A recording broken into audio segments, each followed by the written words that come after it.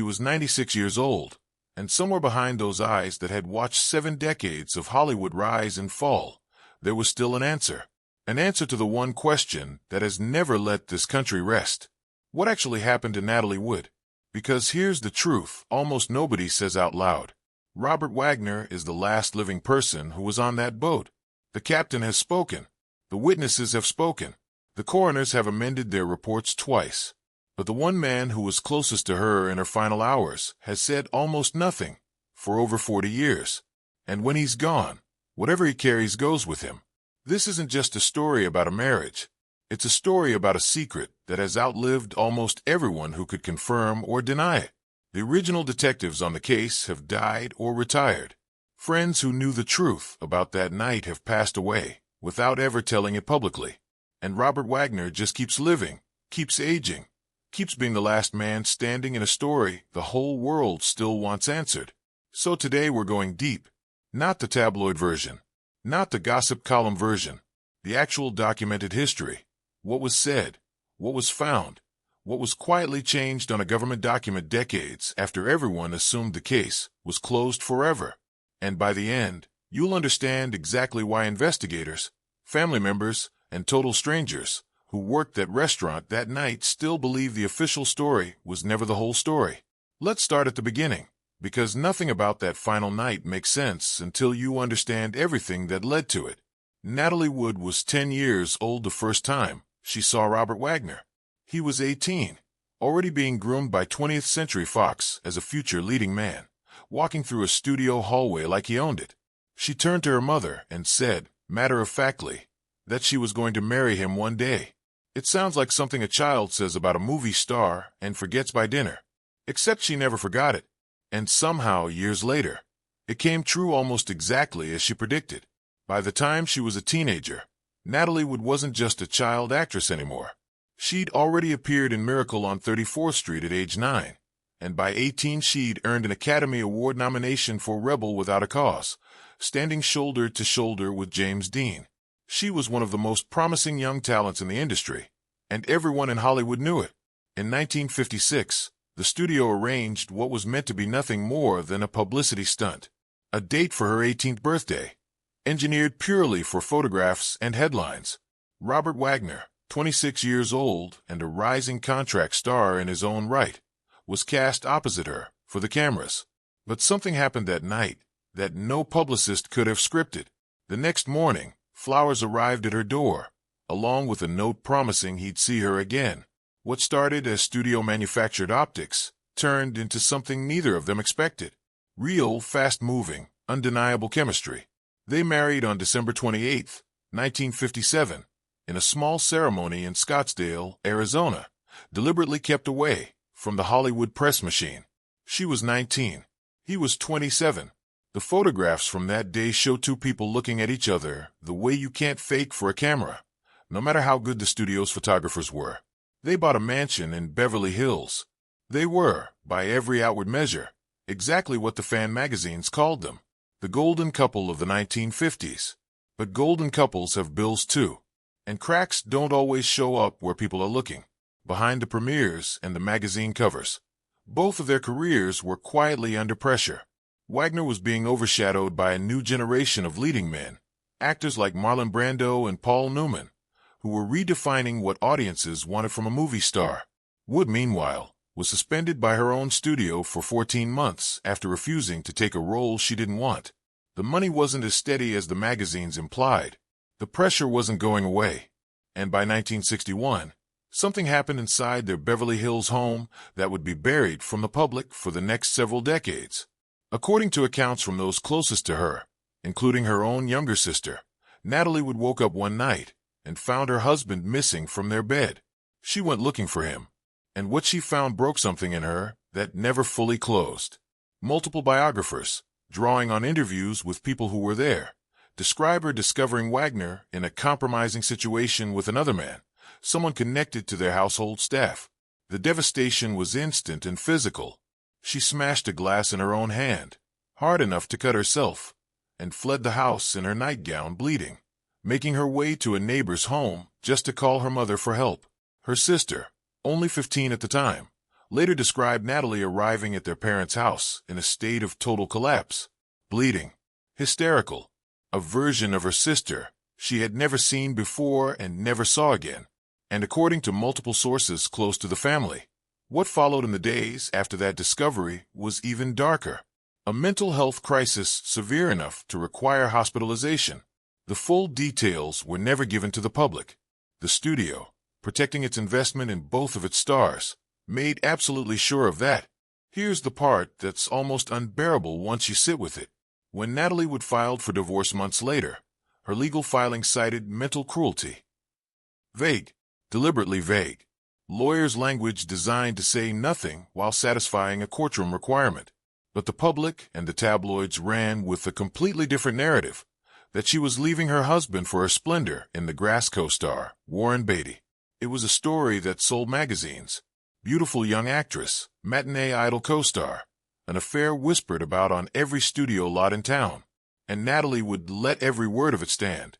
She let the entire country believe a lie about the collapse of her own marriage, because the truth would have ended her husband's career.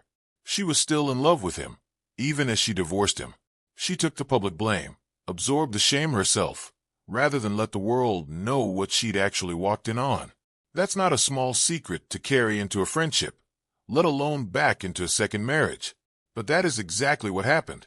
Both of them moved on, at least on paper.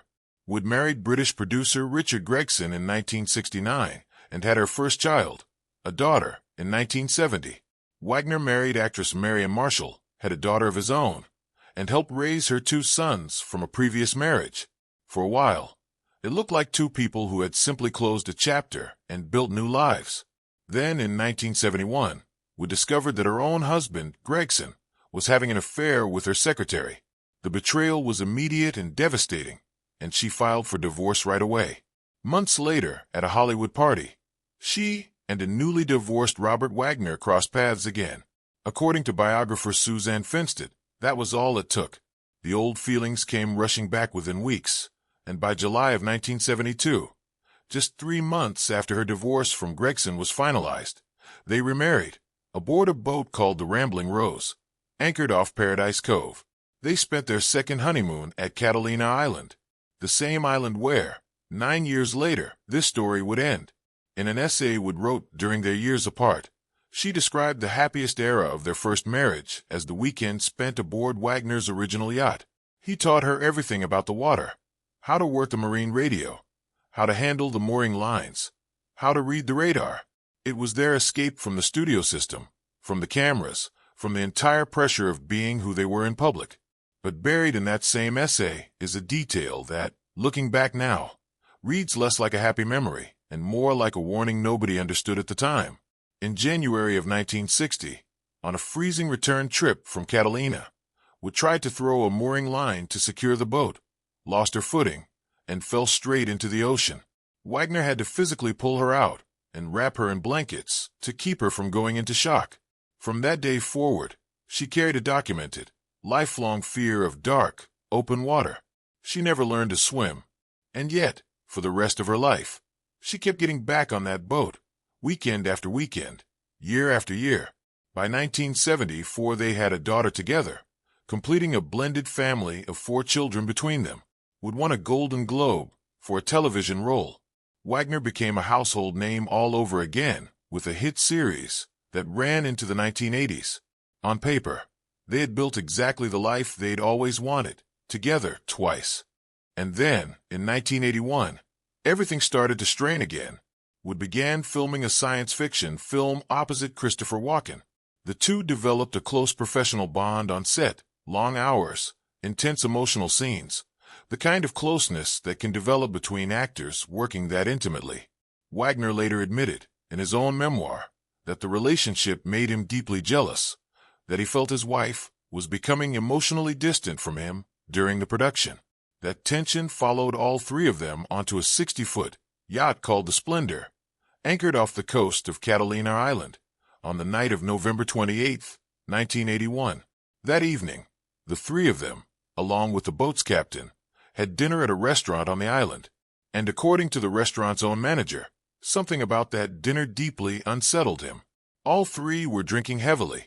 The arguments between Wagner and Walken were loud and aggressive enough that he personally called for a safer way to get the group back to the yacht, rather than let three intoxicated people navigate a small dinghy through dark, choppy water on a rainy night. Think about that for a second. A total stranger, with no connection to any of them, looked at this group and made the call that they needed protecting from themselves. That's not a small detail. That's a documented, testified fact from a man who had no reason to lie. Back aboard the yacht, the argument reignited. According to Wagner's own account, given years later, he smashed a wine bottle on a table during the confrontation, accusing Walken of interfering in his marriage. Natalie Wood, by every account, disgusted and shaken by the escalation, left the main cabin to go to bed. And sometime around 11 o'clock that night, she was simply gone. The rubber dinghy attached to the yacht was also missing from its tether. No one raised a real alarm right away.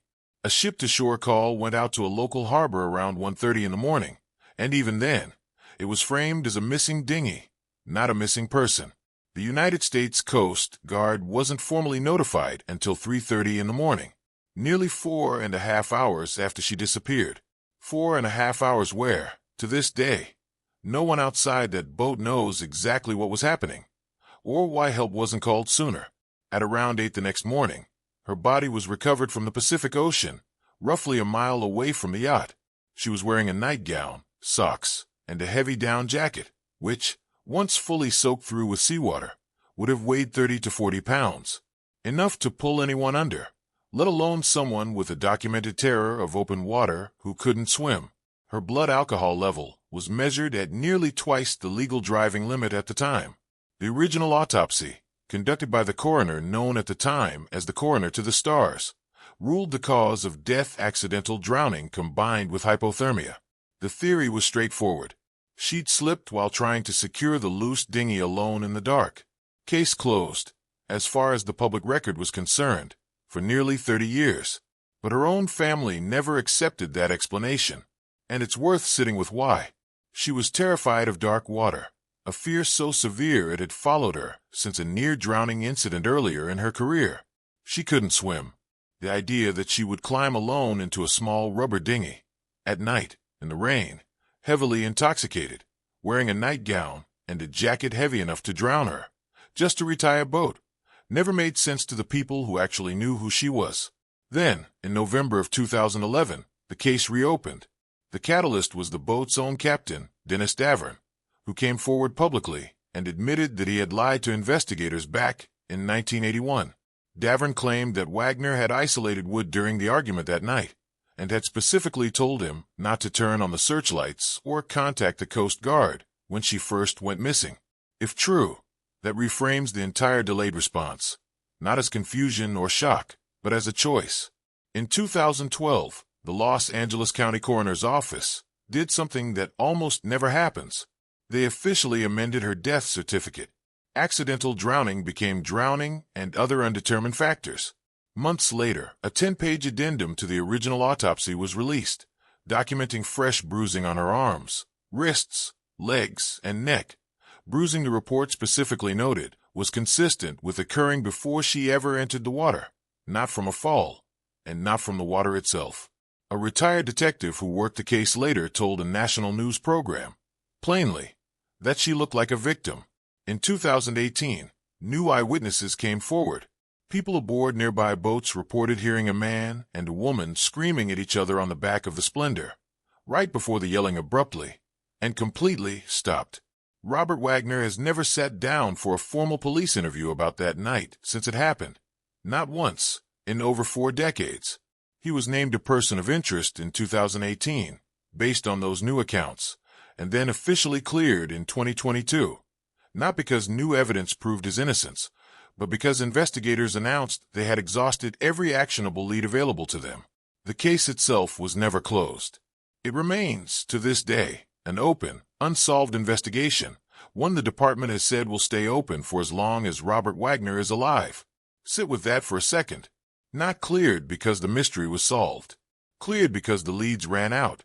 And that's the part that sits heaviest on this entire story. Not a confession, not a confirmation, just silence, for more than 40 years, from the one man who was there when it happened. A silence that, whether it comes from grief or guilt, or simply the instinct to protect a life he spent decades rebuilding, has never once been broken in public. Natalie Wood was 43 years old. She had already survived one heartbreak that nearly ended her, a public divorce built on a lie she chose to let the world believe, just to protect the same man she'd go on to remarry. She had spent her whole adult life on boats she was afraid of, on water she never trusted, next to a man she loved enough to lie for. And in the end, that water took her anyway. Somewhere, at 96 years old, a man is still living with whatever he actually knows about that night. The captain has spoken. The witnesses have spoken. The coroner's office has spoken twice, through official amendments that quietly rewrote history. But the one voice that could close this case for good has stayed silent for over 40 years. And unless something changes, we may never get to hear it in his own words. Some mysteries don't get solved. They just slowly run out of people left alive who could have solved them. And right now, there's only one person left who was in that cabin, on that yacht, on that night. And every year, the odds of ever hearing the full truth from him get a little smaller.